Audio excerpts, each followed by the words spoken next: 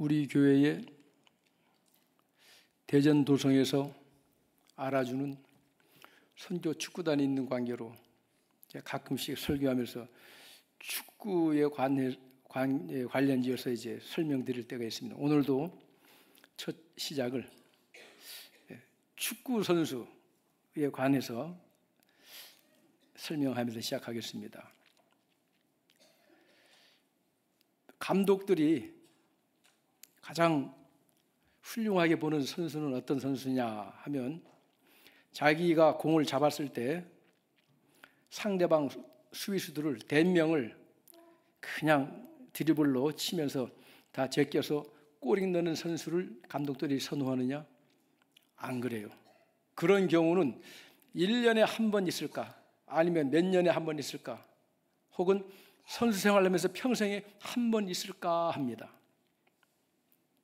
감독들이 가장 신임하는 선수는 어떤 선수냐? 볼을 잡았을 때 앞이 막히면 그걸 어떻게 지가 뚫고 나가려고 하지 않고 방향을 탁 전환해가지고 비어있는 공간 우리 편 선수에게 볼을 딱 연결해 줄 줄 아는 선수를 감독은 최고로 칩니다. 거기서 핵심은 뭐냐? 앞이 막히면 방향을 전환해라. 그럼 같이 한번 따라 하십니다. 방향 전환. 사도행전은 복음이라고 하는 최고의 기쁜 소식을 세상에 전하는 겁니다. 가다가 막히면 어떻게 할 것인가? 믿습니다 하고 막 뚫고 가느냐? 물론 그런 경우도 있겠죠. 그런데요, 사도행전의 큰 역사의 그림에서는 방향 전환이 필요할 때는 방향 전환을 선택해야 된다 하는 것을 오늘 사도행전 역사의 중요한 전환점을 이루는 사건을 통하여 우리에게 보여주고 있습니다.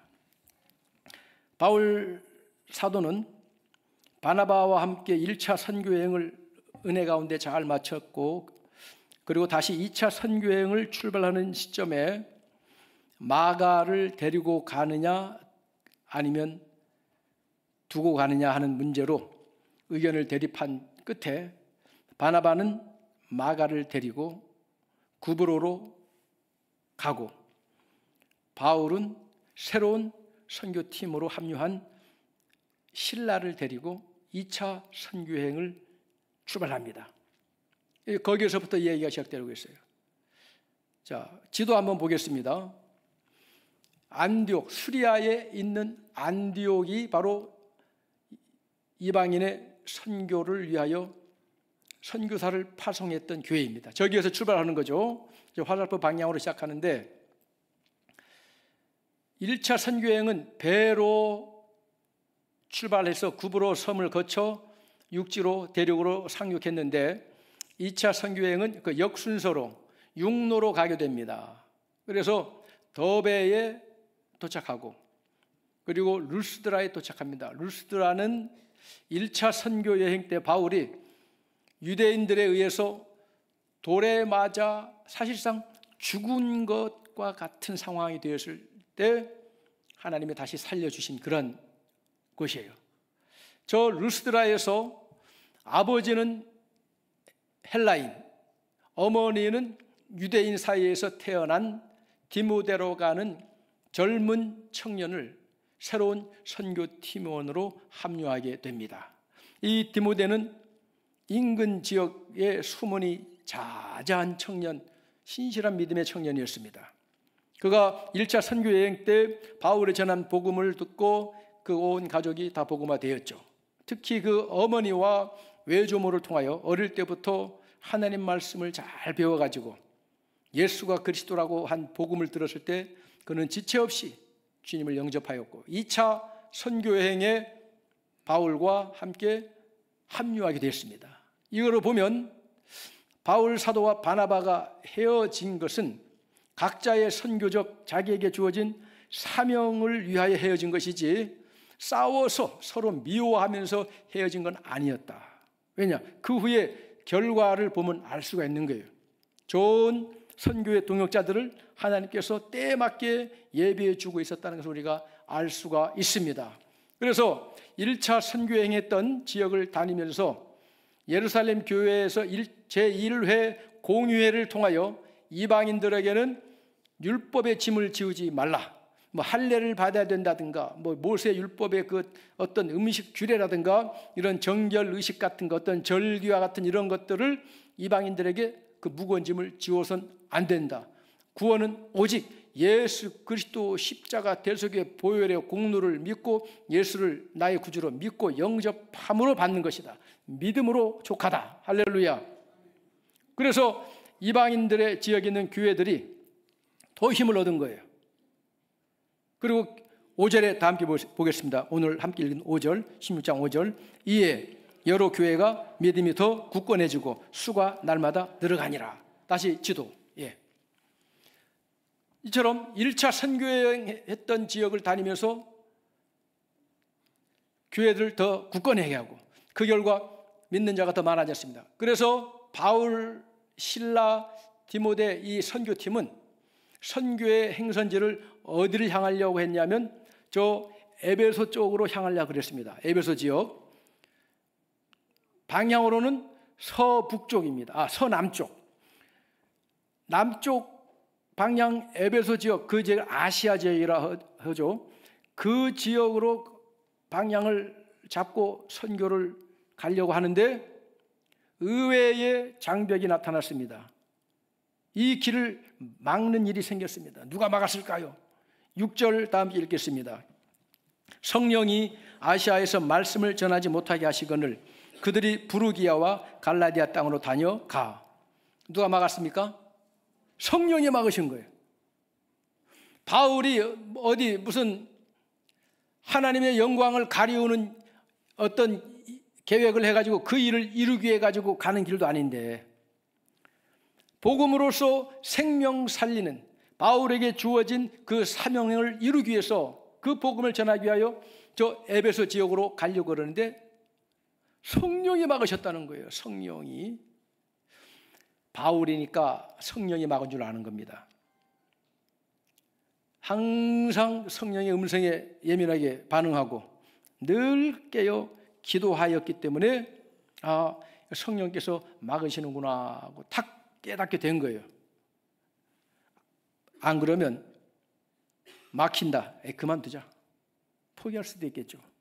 그래서 저 빨간 코스를 따라서 부르기아와 갈라디아를 관통하면서 이제 밑에 남쪽으로는 못 가고 쭉 가서 어디까지 가냐면 무시아 지역까지 갑니다.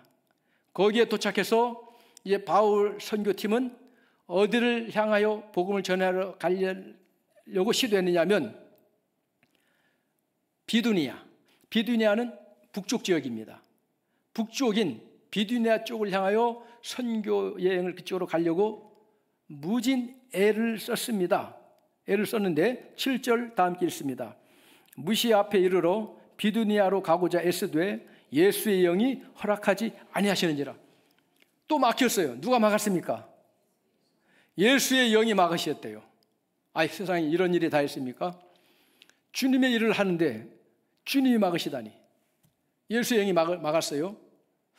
그렇게 막히니까 남쪽에 있는 에베소 쪽에 있는 아시아 쪽으로도 못 가게 되고 북쪽에 있는 비두니아 쪽으로도 못 가게 되고 그렇다고 돌아갈 필요는 없죠. 왜냐하면 이미 1차 선교여행 하면서 다 복음 전했고 또 2차 선교여행을 하면서 재차 그들을 말씀으로 잘 이렇게 다졌기 때문에 돌아갈 필요는 없어요. 그렇다고 선교를 포기할 수는 없는 거고 그러면 갈 곳은 어디입니까? 계속 서쪽으로 나가는 것밖에 없습니다. 서쪽으로 가다 보니까 아시아 대륙의 서쪽 끝에 있는 한 도시에 다다랐습니다. 거기 어디입니까? 드로아. 드로아. 드로와가 아니라 드로아. 여기는 그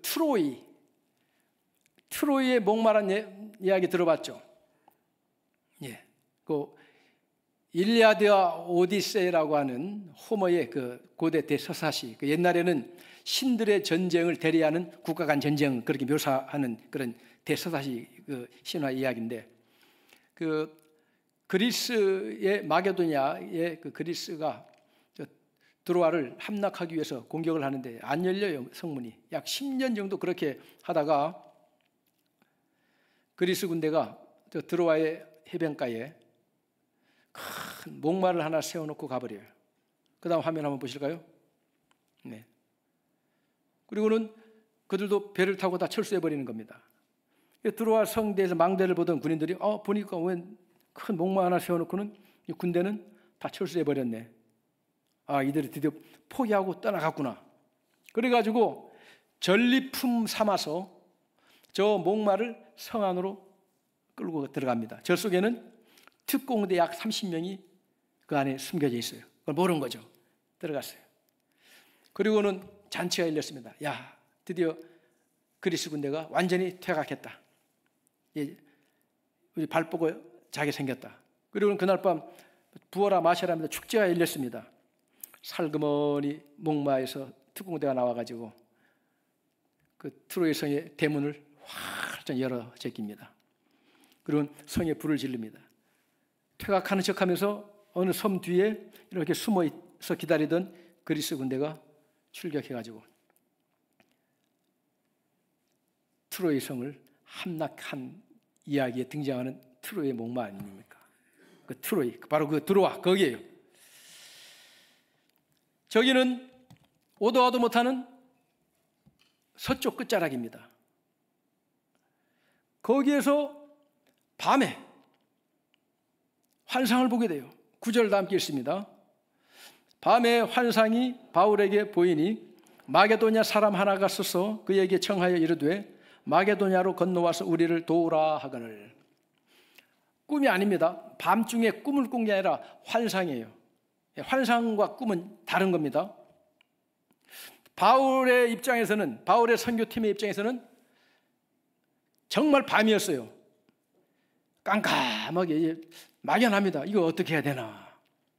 바울의 생각 속에 바다 건너, 저 바다 에게해예요. 저기 저 사이에 있는 바다가 에게해를 건너 저쪽 유럽 대륙으로 간다는 건 아예 생각도 안 했던 상황인데 이거 서쪽 끝자락에 왔는데 이거 어떡하나. 그런데 환상 중에 한 사람이 나타나가지고 건너와서 우리를 도우라 하는 환상을 본 겁니다. 그때 바울이 깨닫습니다. 10절 다 함께 읽겠습니다. 바울이 그 환상을 보았을 때 우리가 곧 마게도냐로 떠나기를 힘쓰니 이는 하나님의 저 사람들에게 복음을 전하라고 우리를 부르신 줄로 인정하미러라. 남쪽으로 아시아 지역으로 가는 것 성령이 막으셨고, 북쪽 비두니아 지역으로 올라가고자 하는 것을 예수의 영이 막으셨지만, 드로아 서쪽 끝자락에서 바다 건너 유럽 대륙으로 건너가는 것은 하나님의 뜻이구나 하는 것을 깨달은 거예요. 자, 우리가 여기서 주목할 게 있습니다. 성령이 막으셨다. 예수의 영이 막으셨다. 하나님이 우리를 저 사람들에게 복음을 전하라고 하시는구나. 성부와 성자와 성령 삼위 하나님이 다 등장하고 있습니다. 아멘입니까? 우리가 주목해야 될 것은 복음을 전하는 모든 것은 누가 주도하시느냐? 성부, 성자, 성령, 삼위일체 하나님이 주관하시는 겁니다. 하나님의 일이에요. 사람의 일이 아닌 것입니다. 그리고 또 하나 우리가 주목해야 될 것은 사도행전이 시작되면서 기록되는 그 기록의 그 방식이 어떤 식이냐면 1장에서부터 16장 9절까지는 문학적으로 3인칭 전지적 작가 시점, 즉 어떠한 사건을 묘사할 때 제3자, 객관자 입장에서 바울이 혹은 누가 혹은 사람들이 이런 식으로 하면서 이야기를 기록했는데 16장 10절에서부터는 그 기록하는 작가가 직접 그 사건에 포함되어 있음을 보여주겠습니다. 10절 초반절에 보시면 바울이 그 환상을 보았을 때 그 다음 어떻게 나옵니까? 그들이 그렇게 나왔습니까? 아니죠. 우리가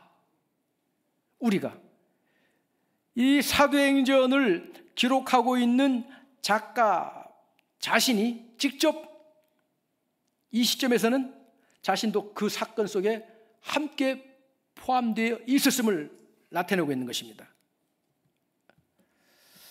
사도행전과 누가복음은 같은 사람이 기록한 겁니다. 데오빌로라고 하는 아주 고관에게 예수 그리스도의 복음의 내력을 설명해 드리기 위해서 누가복음을 기록했고, 그리고 예수의 부활 승천 이후에 이 예수 그리스도의 복음이 교회를 통하여 어떻게 전파되어 나가느냐는 역사를 그에게 가르쳐 주기 위해서 누가복음과 사도행전을 같은 작가가 기록한 거예요. 자, 그렇다면 누가복음과 사도행전을 기록한 기록자는 누구일까요? 누구예요? 누가죠. 누가가 기록한 복음이라서 누가복음 아닙니까? 누가. 그러니까 사도행전 16장 9절까지는 이 누가가 바울의 선교에 함께 참여하지 않았습니다. 그래서 제3자의 관점에서 모든 사건을 기록하다가 10절부터는 우리가, 그렇다면 이 누가는 드로아에서 바울 사도의 선교팀에 합류했다는 것을 우리가 알 수가 있습니다. 누가는 의사예요. 그래서 이 의사제 어떤 독특한 시각이 있어가지고 누가복음에서는 예수님께서 겟세마네에서 땀을 흘리며 기도하는 장면을 의사의 그 예민한 시각으로 정확히 파악해가지고 모세혈관이 실핏줄이 터져서 땀이 핏방울이 되어 떨어지더라, 그렇게까지 묘사하는 거죠. 그리고 바울의 선교하면서 바울의 주치의로서 바울을 끝까지 돌봐주는데, 디모데후서 4장 11절에 보면 바울이 순교를 당하는 그 로마의 감옥에서까지 누가가 함께 동행했음을 성경은 보여주고 있습니다. 이 귀한 동역자를 아시아 대륙의 서쪽 끝자락 드로아에서 만나게 된 거예요. 어떻게 보면 일마다 안 되는 거예요. 하나님이 막으시는 거예요. 근데 반면에 바울 선교의 가장 귀한 동역자들을 계속 합류시키게 됩니다. 그리고 드로아에서는 누가까지 합류되고 있습니다. 이걸 보면 성령께서 바울 사도의 선교의 걸음을 직접 인도하고 계신다는 것을 우리가 알 수가 있습니다. 사랑하는 성도 여러분, 복음이요, 사람들의 계획에 의해서 전파되는 것 같지만 그렇지 않습니다. 삼위일체 하나님의 계획에 따라서 그 순서와 지역까지도 다 하나님이 친히 정하시고 주관하고 가심을 믿으시면 아멘입니다. 교회의 역사가 그래요. 사람이 하는 것 같지만 아닙니다. 하나님이 주관하셔요. 교회의 머리가 되시는 예수 그리스도께서 주관하셔요. 성령이 역사하시는 거예요. 인력으로 안 되는 겁니다. 역사학자 아놀드 토인비, 이분은 인류의 역사를 문명사적으로 해석한 분이에요. 인류의 역사의 패턴이 가만히 보니까 역사 어떤 문명이 발생하고, 그리고 그 문명이 성장하다가 어느 시점에서는 쇠퇴하기 시작하다가 그리고 해체되는 과정을 겪더라. 그래서 인류의 전 역사를 26개의 문명의 역사를 가지고 이래 관찰해요. 그래서 도전과 응전이라고 하는 그 하나의 시각으로 인류의 문명사를 밝혀냅니다. 그때 이 아놀드 토인비가 무려 27년 동안 기록한 역사의 연구라고 하는 대작이 있어요. 거기에 인류 문명사를 다루고 있는 그 대목에서 오늘 바울 사도의 이 장면을 언급합니다. 아놀드 토인비가 무슨 독실한 크리스찬이라서 기독교적 관점에서 역사의 연구를 기록한 게 아니라 그건 전혀 관계없는 사람이에요. 아주 객관적 시각에서. 그런데 왜 이 바울 사도의 오늘 이 장면, 이 사건을 언급하고 있느냐 하면 이 사건은 종교적 사건이 아니다. 인류 문명사의 새로운 전환점을 이루는 사건으로 해석하고 있습니다. 바울의 복음 전도를 통해서 기독교 문명이 헬레니즘 세계와 접촉하게 되었고, 그때부터 기독교 복음은 서구 문명의 기초가 됐다는 거예요. 그리고 인류 문명의 중심축이 아시아의 대륙에서 유럽으로 넘어가는 계기가 됩니다. 그 역사적 그 대발걸음을 누구에 의해서 옮겨졌다고요? 바울에 의해서 옮겨졌다. 이렇게 해석했습니다. 사랑하는 성도 여러분, 복음을 전하는 한 사람의 발걸음이 인류 역사의 문명사의 대전환점을 이루는 사건이 되기도 하는 거예요. 여러분, 가정도 마찬가지입니다. 대대로 우상 숭배하고 미신에 아주 숭배하던 그런 가정에 한 여인이 들어왔습니다. 누가? 복음으로 무장한 한 여인이 들어왔습니다. 엄청난 핍박을 받습니다. 박해를 받습니다. 그러나 그 세대가 다 가기 전에 그 가문이 어둠은 물러가고 생명의 빛이 밝아지는 복음화되는 경우가 있습니까? 없습니까? 얼마든지 있죠. 오늘 이 자리에도 계세요. 복음이 가는 곳마다 새로운 빛의 문명이 시작됨을 믿으시면 아멘입니다. 그 역사를 이룬 거예요. 바울 사도는 성령의 인도하심에 순종해서 자신의 계획을 내려놓고 방향 전환을 했기 때문에 이렇게 복음은 서쪽으로 전해진 복음이 아시아 지역에 오게 되었고, 돌아서 그리고 대한민국까지 복음화가 되었습니다. 우리나라는 개신교 선교 금년이 140주년, 대단히 짧은 역사인데 2000년 기독교 역사 중에 독특하게 하나님께서 들어쓰시는 복음의 나라로 만들어 주셨습니다. 하나님이 보호하사 우리나라 만세 애국가가 실현되고 있는 나라가 되기까지 하나님이 역사하신 이 은혜는 바로 바울의 복음 전도를 통하여 그 복음이 서쪽으로 돌고 우리나라까지 왔고, 이 복음이 다시 중국으로 올라가고, 이 복음이 다시 중동 땅으로 서쪽으로 가다가 결국 출발했던 예루살렘까지 도착하면, 땅 끝까지 이 복음이 전파되면, 모든 민족에게 이 복음이 전파되면 그때 인자가 오리라. 할렐루야. 역사는요, 복음의 전파의 그 과정을 따라 하나님이 계획하신 인류의 역사는 한치의 오차도 없이 진행되고 있음을 믿으시면 아멘입니다.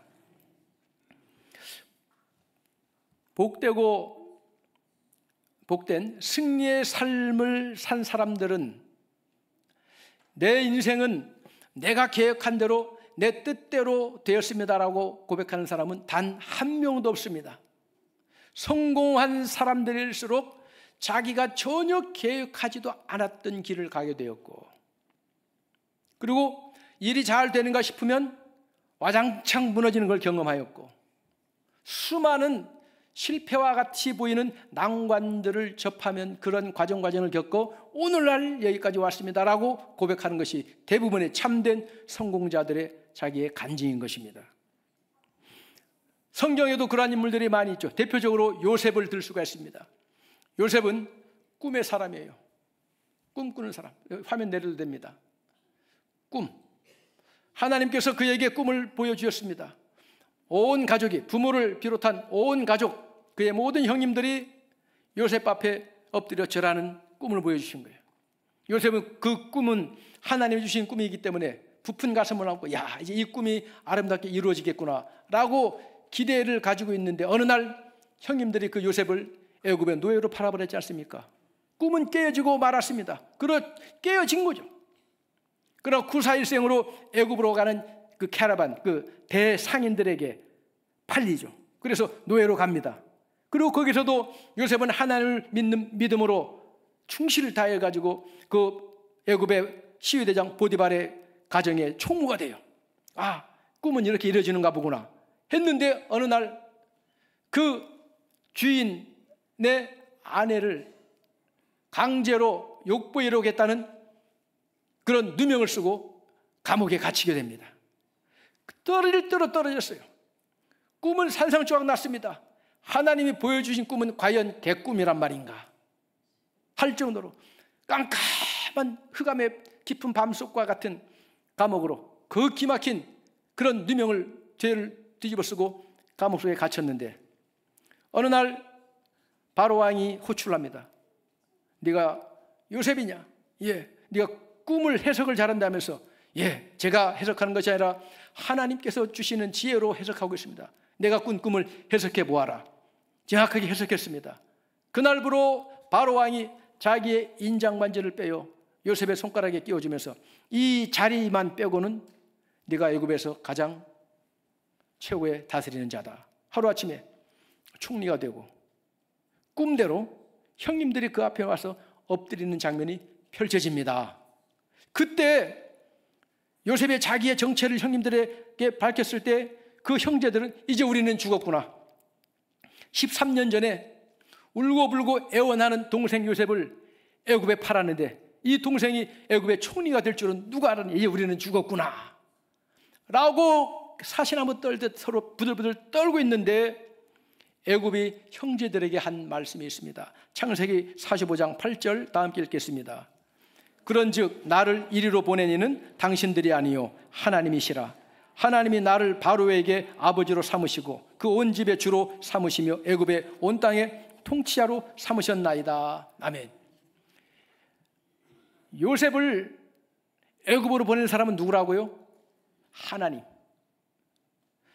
형제들이 그 막내 아우 요셉을 애굽의 노예로 판 것처럼 보였지만 사실상 누구의 계획 속에서 그렇게 하셨다고요?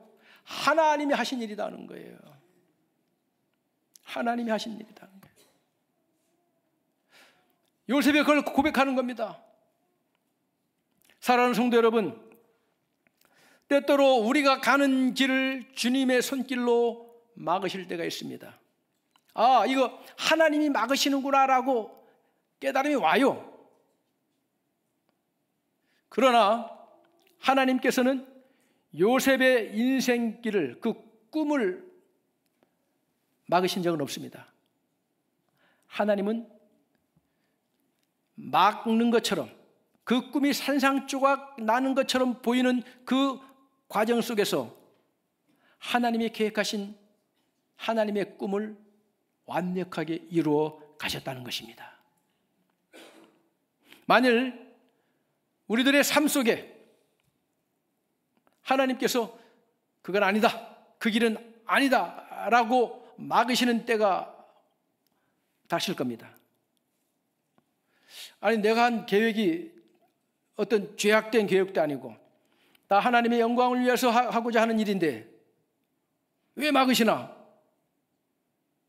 그런데 지나고 보면 하나님께서 막으신 것, 내 계획대로 안 되게 막아버리신 것, 내 생각대로 일이 안 되게 하신 것이 결국 하나님의 은혜였음을 고백하게 되는 줄로 믿습니다. 그런 경우가 너무나 많아요.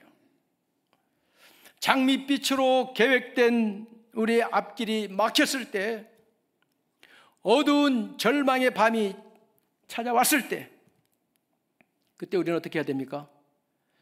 주님 앞에 엎드려야 됩니다.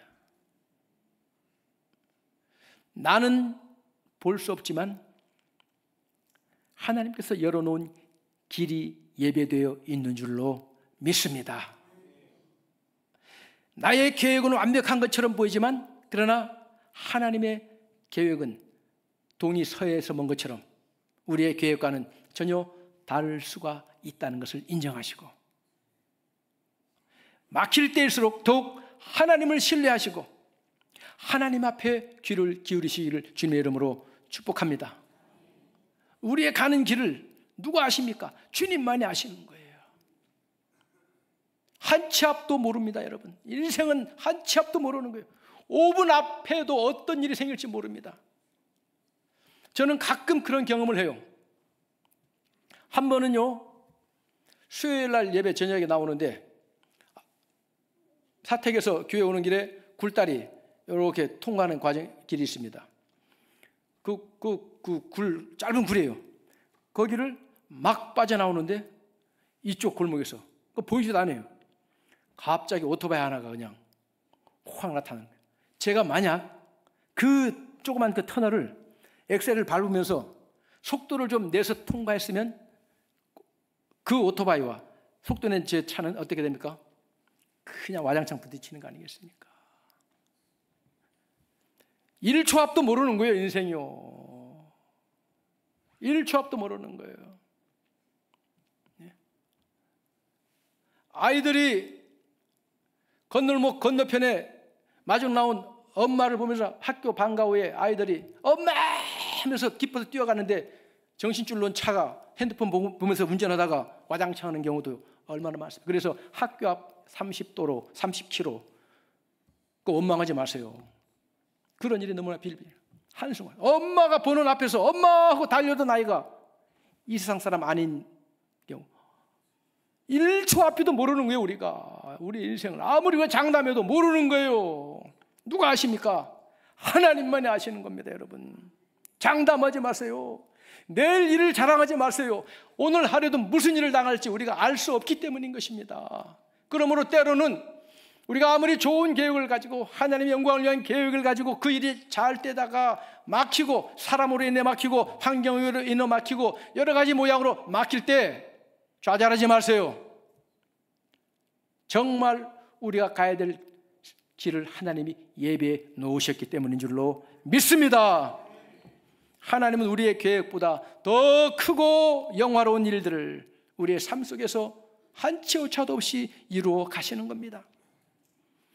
성경에서 이 기독교 국가에서 가장 많이 공식적인 자리에 예배 자리에서 가장 많이 인용되는 성경 구절이 있습니다. 그게 뭔지 아세요? 시편 23편 첫 구절 아시죠? 여호와는 나의 목자시니. 이 한마디면 다 끝나는 거예요. 이제 갓 출생하는 아이 신생아를 축복할 때도 이 말씀이면 다 통하는 겁니다. 여호와는 나의 목자이시니 이 아이여 여호와는 너의 목자가 되시느니라. 이 말씀대로 이루어지기를 축복합니다 하면 되는 거고, 그리고 이제 이 세상을 마감하는 과정 속에서도 마지막 임종의 자리에서도 여호와는 나의 목자가 되시니, 우리의 이 세상 길을 다 인도하신 주님께서, 우리의 선한 목자께서 우리로 천국으로 인도하실 줄로 믿습니다. 주님만 바라보십시오.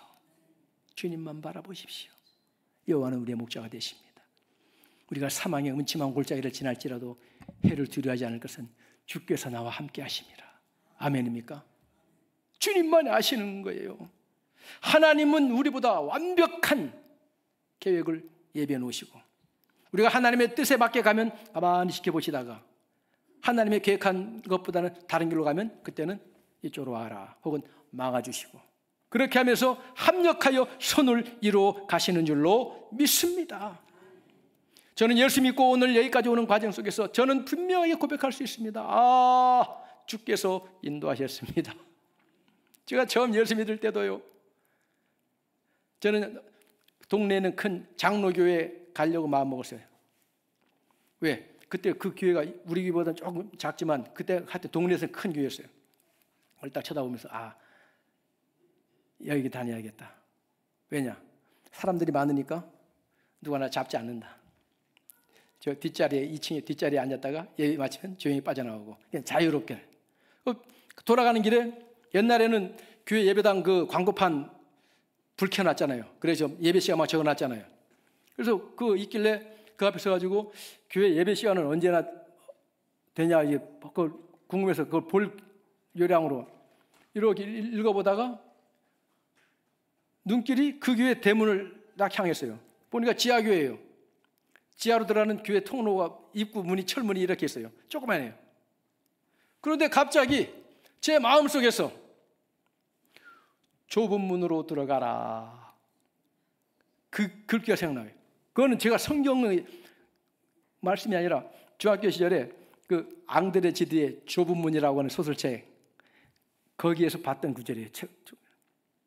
근데 나한테 그 구절이 생각나는데 너무나 강력하게 그 말이 생각나는 거예요. 그래가지고 그 큰 교회 다니려고 했던 마음이 순간적으로 바뀌면서 여기 와야겠구나. 갔어요.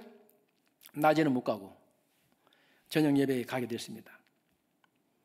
가는 날 그 교회가 개척 1주년 기념식 예배했어요. 1주년 돼도 벌써 성도가 100명 되고 그랬어요. 기념식이 열렸어요. 근데 목사님이 설교하실 때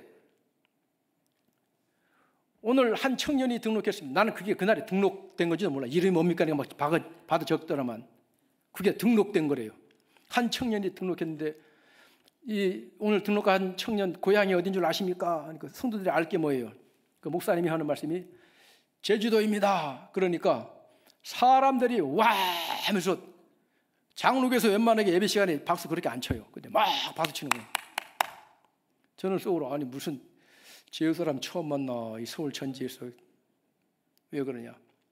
나중에 알고 보니까 그 전주일 다음 주면 우리 교회가 창립 1주년입니다. 하나님이 원하시면 제주도의 선들 일꾼 남분해 주시겠습니까? 목사님이 그 멘트를 했는데 그 창립 1주년 되는 날 소위 말해 자진 등록이지. 제 발로 걸어 들어온 청년 고향이 어디입니까? 제주도입니다. 제주도 용담일도 40번님. 성도 기가 막혀. 각본 없는 드라마. 할렐루야. 그래서 제 첫 신앙생활은 그 장로교에서 시작해가지고 그리스도교에 목회해야 되는 과정도 그래요. 다 대전 그리스도교에 담임되는 과정도 그래요. 제가 원하던 대로 된 거 하나도 없습니다. 나 어느 교회 가야지 해서 그 교회 가진 일도 없고 하나님이 인도하셨기 때문에 오늘 이 자리에 서게 된 줄로 믿습니다. 오래된 복음성가가 있어요. 오늘 이 설교 말씀 속에서 이 오래된 복음성가를 반주 없이 정말 우리의 마음을 담아서 한번 같이 한번 불러보겠습니다. 화면 한번 띄워보세요. 주께서 내 길 예비하시네. 주께서 내 길 예비하시네. 이제 하루하루를 주를 위해 살리라. 주께서 내 길 예비하시. 다시 한번 주께서 내 길 예비하시네. 주께서 내 길 예비하시네. 이제 하루하루를 주를 위해 살리라. 주께서 내 길 예비하시네. 사도행전의 주제는요, 땅끝까지 이르러 내 증인이 되리라입니다. 이 지상 명령을 이루어가는 역사가 바로 사도행전입니다. 그런데요, 사도행전은 성령 행전입니다. 모든 걸 성령이 주관하셨어요. 삼위일체 하나님이 주관하신 겁니다. 우리의 삶도 마찬가지입니다. 오늘 21세기 대전 누리교회의 역사적 존재의 목적과 이유도 마찬가지입니다. 성령의 인도하심을 따라 하나님의 선하신 뜻을 이루어가는 것이 교회의 비전이 되고 우리들 각자 개인의 삶이 되는 줄 믿습니다. 사랑하는 성도 여러분, 우리들 각자 성령 행전의 아름다운 믿음의 역사를 잘 기록해 나가시기를 주님의 이름으로 축복합니다. 기도하겠습니다.